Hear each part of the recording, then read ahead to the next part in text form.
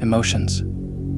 The strength of one person and weakness of the another. When you manage your emotions according to a situation, it becomes your ultimate weapon. And this weapon will always save you regardless of how bad the situation has become. On the other hand, when you let your emotions out carelessly, they take you down, and every situation starts to fall off from your hand. You become weak, people stop respecting you, your words are given no attention, and you are treated like a wimp. This only happens because you lack the ability to control and use your emotions correctly. In this video, we are not going to learn how to detach from emotions or become emotionless like Ayanokoji. Instead, we will be learning the art of dark psychology that helps us to control and manage our emotions in such a way that they become true blades, and these blades can cut through any situation.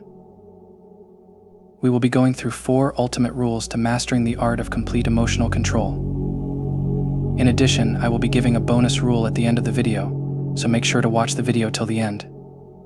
Now, without wasting further time, let's begin. First and foremost, you have to learn the art of pausing and analyzing the situation. When emotions such as anger or frustration dominate our judgment, we make impulsive decisions. But by taking that moment to breathe and understand the context, you would be able to respond very clearly. For instance, when someone criticizes your work harshly, instead of lashing out, you pause and ask yourself, what is the intention behind their words? Is this help, or is it actually an attack? This timing lets you select a reaction which fits your objectives best. Curiously, positive controlled expressions of anger also serve as useful tools occasionally. You might have heard that anger makes you lose your guard and you become vulnerable. But what if I told you, anger can be the best emotion to use in many cases where all other emotions fail? In high-stakes situations, strategically expressing rage through passive aggression can tip the scales in your favor. For instance, a firm but controlled show of anger during a negotiation can emphasize your seriousness and set boundaries, demonstrating strength without losing control. The key lies in using anger as a tool, not letting it use you. But this can only happen when you have a clear understanding of pausing and analyzing the situation. If you look at AYANOKOJI KIYOTAKA, he never reacts to a situation without analyzing it. Even after observing everything, he still remains calm and waits for the perfect moment. Letting your emotions out without analyzing the situation and having a pause is one of the biggest mistakes you can make in your entire life. For better control on yourself and your emotions, you have to master observation and analytical skills. In almost every single one of my videos, I have mentioned the importance of silence and the art of observation. Observing a situation before reacting to it can give you a huge upper hand in controlling the outcomes, and that is really very crucial for this point. If you want to learn the art of observation, you can watch this video on my channel. For better understanding of pauses and silence, watch this video. When you have a good observing skill and analytical mindset, you can easily figure out how to control outcomes and how you should react. But this isn't enough. Sometimes your raging emotions overwhelm you, and you lose control. And that's why you all need the second rule. Understanding your emotions is fundamental to controlling them. Emotional awareness means recognizing what you're feeling and why. For example, when you get jealous, break it down. Is it insecurity, or comparison, or fear of losing? In this way, you get power over emotion, rather than being a puppet of emotions. Emotional control does not mean suppressing emotions or ignoring them. In fact, it means taking them seriously and using them constructively.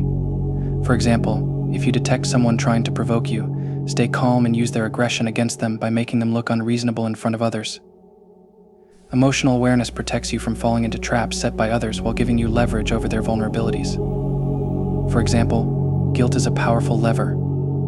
If someone feels guilty about a mistake, let them stew in it subtly before offering forgiveness, ensuring they'll go the extra mile for you later. Instead of being ruled by emotions, learn to manage them as weapons in your arsenal. Anger can intimidate, sadness can elicit sympathy, and charm can disarm, but only when used appropriately. These emotions allow you to dominate interactions without appearing manipulative. Mastering emotional awareness sharpens your ability to not only read others but to anticipate their actions and reactions, giving you the upper hand in nearly any scenario. Instead of cutting yourself off from emotions, learn to manage them as assets. Now you might be thinking that you're good to go, but without this third rule, your abilities are nothing.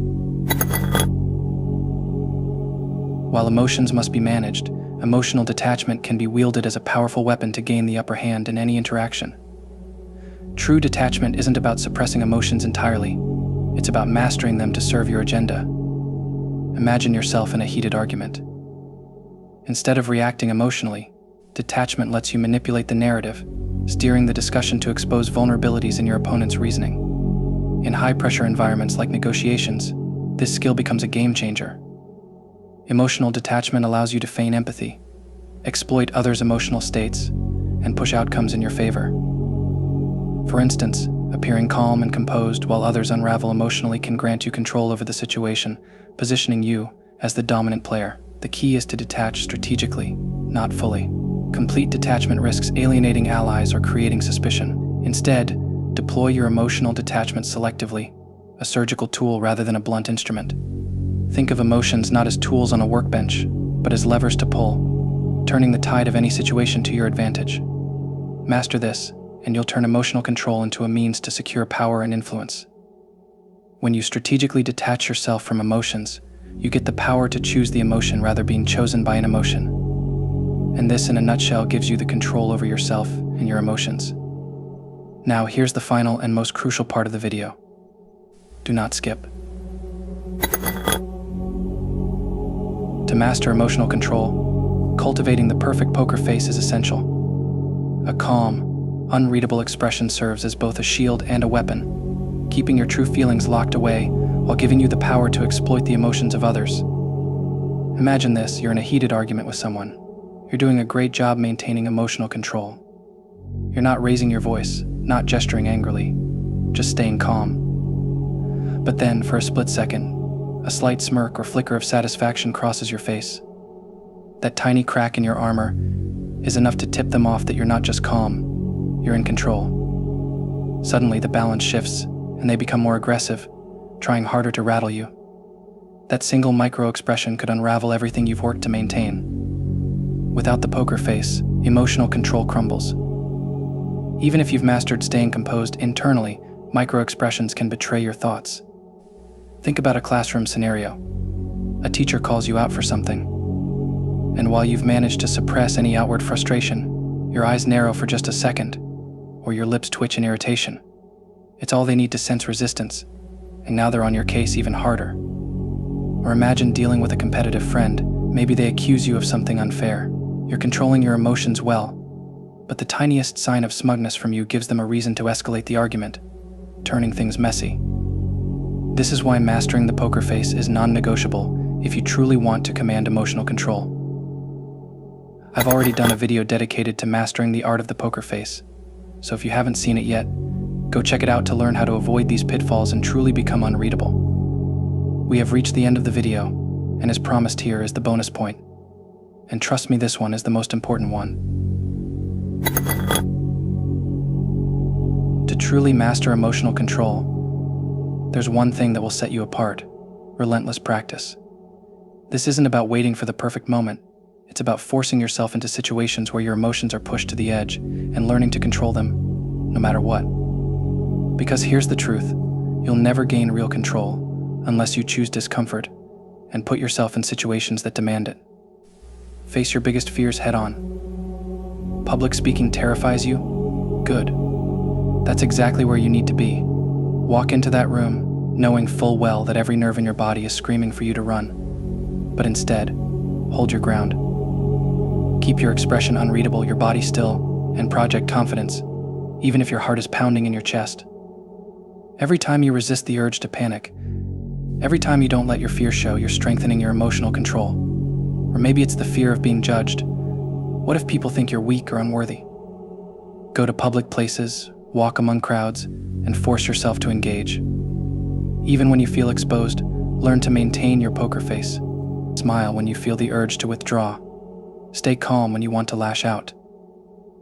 Every moment you endure is another step toward controlling your emotions, and ultimately controlling the world around you. Understand this: the more you expose yourself to the things that break you, the stronger you'll become.